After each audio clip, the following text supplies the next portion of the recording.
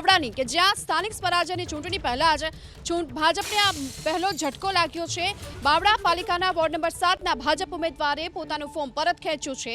Ward number 7ના ઉમેદવાર છે દિલીપ પારેખ, જેમણે પોતાનું ફોર્મ પરત ખેંચ્યું। જો કે પારિવારિક કારણોસર તેમણે પોતાની આ ઉમેદવારી પરત ખેંચી હોવાનો દાવો કરી રહ્યા છે અને ચૂંટણી અધિકારી સમક્ષ તેઓ રૂબરૂ હાજર રહ્યા હતા, પોતાની ઉમેદવારી પરત ખેંચી। જો કે ઉમેદવારી પરત ખેંચાના ફોર્મમાં સહી મેચ ન થતી હોવાના કારણે ચૂંટણી અધિકારીએ દાવો કર્યો છે કે ઉમેદવારી હવે રદ કરવી કે ન કરવી આ અંગે ચૂંટણી અધિકારીએ હજુ સુધી પોતાનો નિર્ણય જાહેર નથી કર્યો।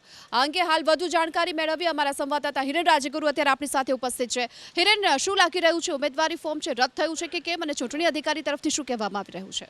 જો ફોર્મ રદ કરવું કે ના કરવું એને લઈને જ અત્યારે ચૂંટણી અધિકારી પણ અસમંજસમાં છે અને આ નિર્ણય અનામત રાખવામાં આવ્યો છે। જો કે જે વિડીયો સામે આવ્યા છે એ વિડીયોમાં સ્પષ્ટ દેખાય છે કે બાવળા નગરપાલિકાના વોર્ડ નંબર 7ના ભારતીય જનતા પાર્ટીના ઉમેદવાર દિલીપભાઈ પારેખ જેઓ ત્યાં ચૂંટણી અધિકારી સમક્ષ જાય છે, પોતાની ઉમેદવારી પાછી ખેંચવા માટે ફોર્મ પણ આપે છે અને ત્યારે તમામ બાબતો ચેક કરી અને ચૂંટણી અધિકારી ઓકે કહે છે। ત્યારબાદ તેમાં સહી મેચ ન થતી હોવાનું કારણ આગળ કરવામાં આવે છે અને એક વિડીયો પણ દિલીપભાઈ પારેખનો સામે આવે છે, જેમાં તેઓ જણાવી રહ્યા છે કે પારિવારિક કારણોસર એ પોતે ચૂંટણી લડવા નથી માગતા અને ઉમેદવારી પાછી ખેંચે છે। એટલે એમના તરફથી આ ઉમેદવારી પાછી ખેંચાઈ ગઈ છે। હવે આ ઉમેદવારી ઊભી રાખવી કે પાછી ખેંચવી એ ચૂંટણી અધિકારીનો પ્રશ્ન છે, કારણ કે સહી મિસમેચ થાય છે તેવું તેમનું કહેવું છે। પણ આ પહેલો ઝટકો છે ભારતીય જનતા પાર્ટીને કે આ સ્થાનિક સ્વરાજ્યની સંસ્થાઓની ચૂંટણીમાં ભાજપના ઉમેદવારે ફોર્મ પરત ખેંચ્યું છે।